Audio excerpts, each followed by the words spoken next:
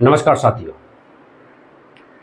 आज का जो विषय है वह बेहद ही महत्वपूर्ण है और वह है संपूर्ण मानव जाति में जो लोग शनि की साढ़े साती से, राहु, केतु या मंगल की नीच की स्थिति होने के कारण परेशान हैं, उनका क्या मुख्य उपाय हो सकता है। क्योंकि परेशानियों का समाधान ज्योतिष का एक महत्वपूर्ण मोटिव होता है। परेशानियों को गिनाना इतना महत्वपूर्ण नहीं है, लेकिन परेशानियों का निवारण करना ये बेहद ही महत्वपूर्ण है। वर्तमान समय में राहु का गोचर जो 18 मई 2025 को हो चुका है, मंगल नीच का होकर के गतिमान है। राहु और केतु के गोचर से, क्योंकि राहु का गोचर कुंभ राशि में हुआ है और केतु का गोचर सिंह राशि में हुआ है, और इस गोचर ने संपूर्ण नक्षत्र में काल सर्प दोष का निर्माण कर दिया है। विभिन्न विभिन्न लग्न की कुंडलियों में भिन्न भिन्न प्रकार के काल सर्प दोष लगे हुए हैं, और उन्हीं काल सर्प दोष के कारण संपूर्ण मानव जाति में कहीं ना कहीं एक प्रकार का भय की स्थिति बनी हुई है। काल सर्प दोष लगने के कारण, मंगल के नीच होने के कारण संपूर्ण संसार में एक प्रकार से वर्ल्ड वॉर 3 की संभावना देखने को आपको मिल रही है। युद्ध होने की स्थितियां देखने को मिल रही हैं। अभी कुछ दिनों पहले भारत पाकिस्तान के बीच में युद्ध की स्थिति बन गई। रूस और यूक्रेन के बीच में भी युद्ध गतिमान है, और वह युद्ध वर्ल्ड वॉर 3 की स्थिति उत्पन्न करने वाला हो रहा है। तो यह किस वजह से हो रहा है, ये हमको साफ साफ परिलक्षित हो रहा है। मंगल नीच का है, राहु और केतु के बीच में लगभग सभी प्लेनेट हाउस में आ चुके हैं। ब्रह्म माया जाल, इस प्रकार की स्थिति बनी हुई है। क्योंकि राहु को ऊंचे से ऊंचा ज्योतिषी पहचान नहीं सकता, क्योंकि राहु कब क्या करता है, क्या करने से वह क्या परिणाम देगा, इसको कोई नहीं जानता। क्योंकि जब किसी जातक पर राहु की महादशा या राहु की अंतर्दशा गतिमान होती है, या वह किसी भी प्रकार से लग्न में राहु हो या किसी भी स्थिति में राहु से एक प्रकार से प्रभावित हो, ऐसी स्थिति में कोई भी जातक जो प्लानिंग करेगा वह प्लानिंग असफल होने के लिए ही होगी। यानी कि यूं कहिए कि आप जो प्लानिंग कर रहे हैं वह आप स्वयं नहीं कर रहे, बल्कि वह प्लानिंग राहु करवा रहा है। इसलिए यहाँ पर विशेष ध्यान देने की ज़रूरत है। आप यदि कोई प्लानिंग कर रहे हैं ऐसी स्थिति में, तो उसे आप ईश्वर के लिए समर्पित करके छोड़ें। इसलिए राहु की महादशा में जो चल रहा है उसे चलने दें। कुछ विशेष प्रकार का अनुष्ठान करने की कोई आवश्यकता नहीं है। अब हम बात कर रहे हैं, जो सबसे ज़्यादा शनि की साढ़े साती से परेशान राशि है वह है मेष राशि। क्योंकि मेष राशि पर शनि की साढ़े साती की शुरुआती चरण है।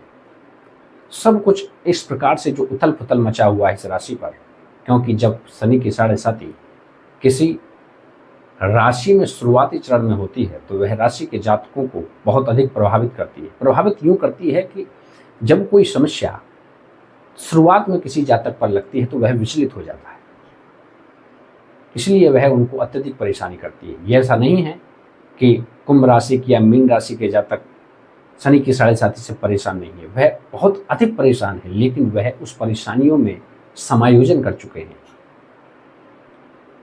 तो मेष राशि के जातकों के लिए, क्योंकि जो मेष राशि है वह शनि की अप्रिय राशि है, यानी कि उसकी इससे नहीं बनती।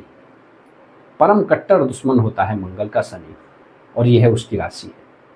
इसलिए यह कैसे मेष राशि का भला करे, नहीं बनती। लेकिन हाल फिलहाल में 31 मई 2025 को मेष राशि पर शुक्र के गोचर ने मरहम का कार्य किया है। या यूँ मानिए कि आपकी ईश्वर ने प्रार्थना सुनी है कुछ महीने के लिए, क्योंकि मेष राशि पर शुक्र के गोचर ने संजीवनी का काम किया है। आपके जीवन में तनिक मरहम लगाने का यह कार्य करेंगे। तो सबसे पहले शनि के 7.5 के जातक जो परेशान है, चाहे वो कुंभ राशि के हों, चाहे वो मीन राशि के हों, चाहे वो मेष राशि के हों, तो उसके लिए सबसे जो मुख्य उपाय है वह यही है कि आपको अपने आप को भगवान श्री बालाजी के शरण में छोड़ देना है। यानी कि अपनी ढाल आपको उन्हें बनानी है, क्योंकि शनि की 7.5 से जो मुख्य रक्षा जो कर सकते हैं वह हनुमान जी ही है।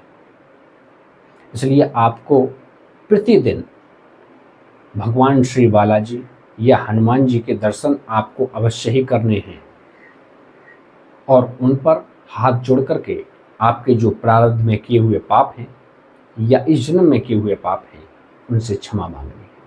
क्योंकि शनि के 7.5 में वह जातक सबसे अधिक परेशान होते हैं जिनका प्रारब्ध बुरा होता है या जिनका इस जीवन में कोई गलत कार्य है। इसलिए आपको बारंबार भगवान श्री बालाजी से माफ़ी मांगनी है। और आप अपने प्रारब्ध का तो किसी पता नहीं कि हमारे प्रारब्ध में हमारे कर्म किस प्रकार से थे, लेकिन इस जन्म में आपको अच्छे कर्म करने का प्रयास अवश्य करना है। संध्या काल में घी का दीपक आपको भगवान श्री बालाजी पर अवश्य जलाना है। और एक बहुत ही सटीक उपाय जो मैं शनि की 7.5 के जातकों के लिए और शनि से प्रभावित जातकों के लिए बताता आ रहा हूँ, वह बहुत ही महत्वपूर्ण है, आप उसे अवश्य करें।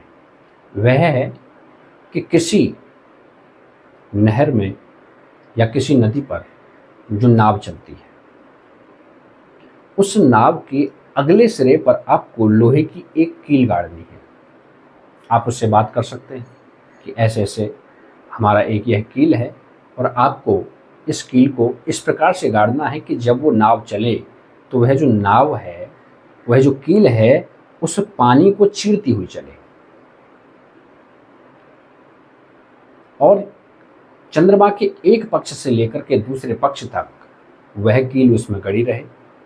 फिर उसके बाद में उस कील को निकाल करके उसका छल्ला बना करके उसे आपको धारण करना है।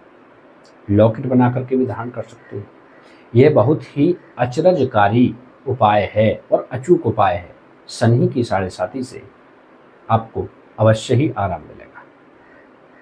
अब हम बात करेंगे राहु और केतु के लिए क्या उपाय हैं, क्योंकि राहु और केतु भटकाव की स्थिति उत्पन्न करता है, भ्रम की स्थिति उत्पन्न करता है। पता ही नहीं पड़ता कि जीवन में क्या हो रहा है।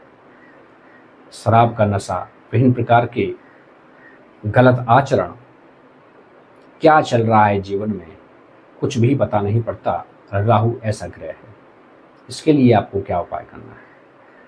तो राहु के लिए मुख्य उपाय यही है कि आपको अपने आप को अनुशासन में लाना है किसी भी हद तक, यह मुख्य है। उसके बाद में अपने आप को कर्म बंधन से जोड़ना है। नित्य उठ करके सर्वप्रथम आपको जो आवारा कुत्ते होते हैं उनको कुछ ना कुछ खिलाना है, मछलियों को कुछ ना कुछ खिलाना है और नित्य आपको ओम राम राहवे नमः इसकी एक माला अवश्य जपनी है। यह मुख्य उपाय है। यदि आप आवारा कुत्ते, पालतू कुत्ते से मतलब नहीं है, आवारा कुत्ता, वो भी काला कुत्ता हो तो बहुत ही अच्छी बात है। नित्य आपको उसको कुछ ना कुछ खिलाना है। यदि आप यह उपाय करेंगे, राहु के प्रभाव से आप निश्चित ही बचेंगे और अपने जीवन को अनुशासन करके सफल बनाएंगे। तो यह था शनि की 7.5 का, राहु और केतु के गोचर का मुख्य उपाय। मिलते हैं, क्योंकि शुक्र का गोचर 31 मई 2025 को हो रहा है। इस गोचर ने संपूर्ण 12 राशियों पर क्या क्या प्रभाव छोड़े हैं इसके बारे में भी हम चर्चा करेंगे और इस महीने 12 राशियों का कैसा रहेगा हाल, इसके बारे में भी हम एक अन्य वीडियो बनाएंगे। हमारे आप चैनल को सब्सक्राइब करें, लाइक करें और हमारा जो यहाँ पर फ़ोन नंबर दिया हुआ है, उससे आप हमको अपने जीवन से संबंधित कोई भी परेशानी है उससे आप प्रश्न पूछ सकते हैं, जिसकी कोई फीस नहीं है। सिर्फ एक प्रकार से उपकार का साधन माने। नमस्कार।